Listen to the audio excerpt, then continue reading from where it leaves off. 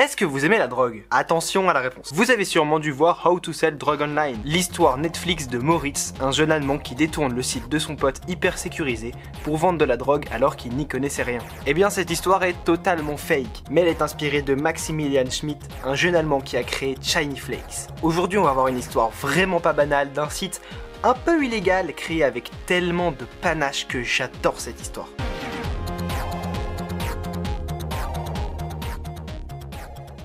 Déjà l'histoire que je vais vous raconter, il y a eu un film sur Netflix et les images que vous voyez viennent de ce documentaire. Pour parler de Maximilian, ce mec est énorme. Déjà, regardez sa manière de parler des gens qui s'éclatent la gueule. Leute, mir sind gleich 2 Zähne rausgefallen. Das Zeug fickt euch richtig weg. Klare Kaufempfehlung, ihr Spastis. Scheint zufrieden gewesen zu sein. On va parler d'un homme qui a planqué 1 tonne de drogue dans sa chambre. Et pourtant, vous allez voir, il n'a rien d'un criminel ordinaire. L'histoire commence et Max parle avec un mec qui s'appelle Condeport. Il parle d'un site internet, Silk Road. Silk Road, c'est un des sites internet les plus connus du dark web où en gros on pouvait acheter de la drogue en énorme quantité et des médicaments, ce genre de trucs. Et le mec lui donne l'adresse pour que Max puisse aller sur ce site. Et c'est là où c'est intéressant, c'est qu'il va voir ça et sa réaction ça va être bénef. Le site internet est moche, les photos sont pas très belles, c'est pas très ergonomique, mais il y a moyen de se faire énormément d'argent. Il va calculer les marges, il va calculer les taux, il commençait à réfléchir business, il voulait faire de la concurrence avec une meilleure livraison, plus de clients, des meilleurs avis clients. Vous allez voir, ce mec parle de sa société comme si c'était une start-up, alors qu'on parle d'un site internet qui vendait énormément de drogue. Alors déjà, forcément, pour se procurer de la drogue, sachant qu'il vient pas de ce milieu, il est pas très habitué avec les procédures de drogue habituelles, donc il va commencer à chercher des fournisseurs, qui vont commencer à les livrer dans des box. C'est un peu comme des box Amazon. Mais surtout, on parle d'un mec qui n'est pas habitué à la drogue. Il n'en consomme pas, il est souvent très seul dans sa chambre, il vient pas du milieu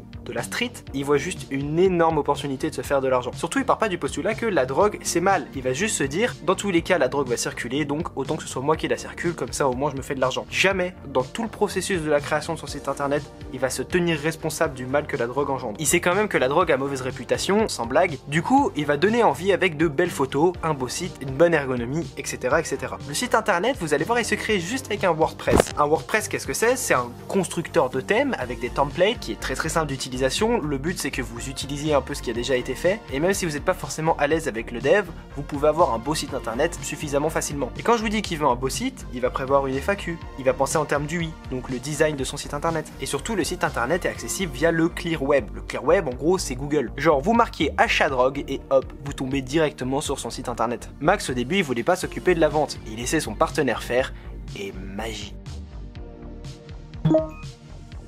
L'histoire commence.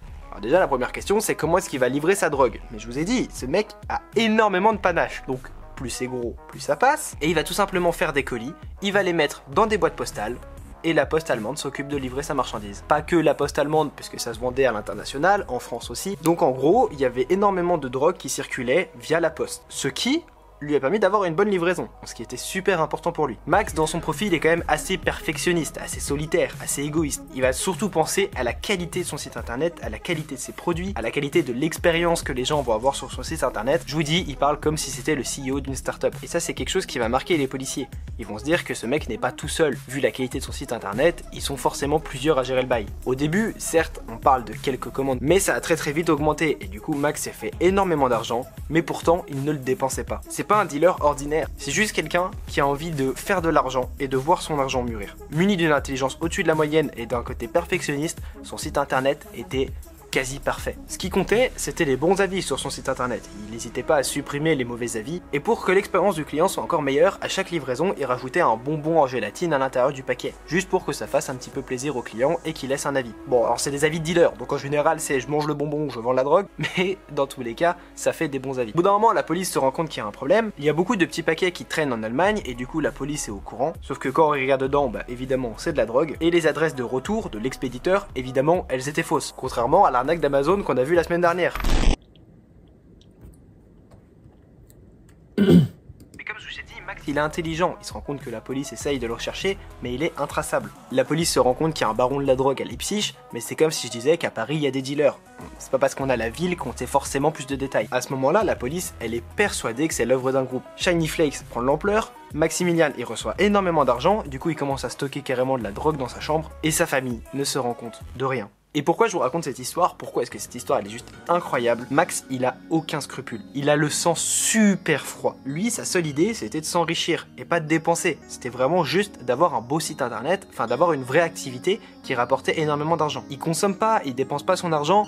Donc au niveau du profil de la police, c'est quand même assez dur de trouver un spécimen comme ça. En un an, il est passé d'un mec random à un mec qui a acheté 20 kilos de cocaïne pour les vendre sur son site internet. Grâce aux paquets qui sont retrouvés un peu partout, la police arrive à quand même retrouver Shiny Flakes. À ce moment-là, ils essayent de faire leur truc de policier, je vous passe un peu les détails. Ils essayent de contacter le serveur qui était aux États-Unis. Le serveur s'en tape à un des demandes de policiers, limite c'était un spam. Et en décembre 2014, presque 2 ans après le lancement de son site, Max il commence à saturer. C'est un peu compliqué pour lui de gérer la livraison, les achats, la vente, aller chercher de la drogue, parce qu'évidemment c'était pas un livreur Amazon, on le livrait pas chez lui, et la police commence vraiment à surveiller ce site internet de près pour essayer de trouver les coupables. Il trouve d'abord le fournisseur principal de Max, qui met en garde à vue, et petit à petit remonte à Max, parce qu'en fait le fournisseur envoyait beaucoup trop de colis, donc c'était facile de se rendre compte que le coupable venait souvent chercher les colis. En l'occurrence, il remarque un homme prendre des colis, du coup Max devient sur surveillance, la police continue son enquête, et donc remonte chez lui, et donc...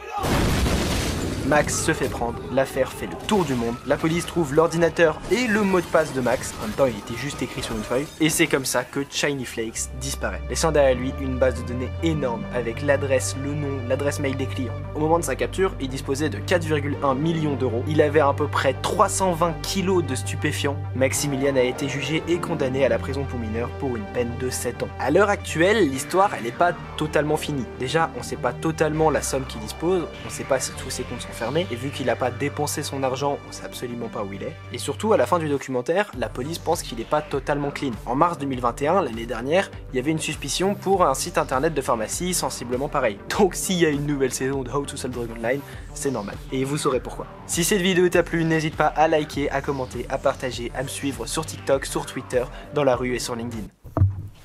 Bisous.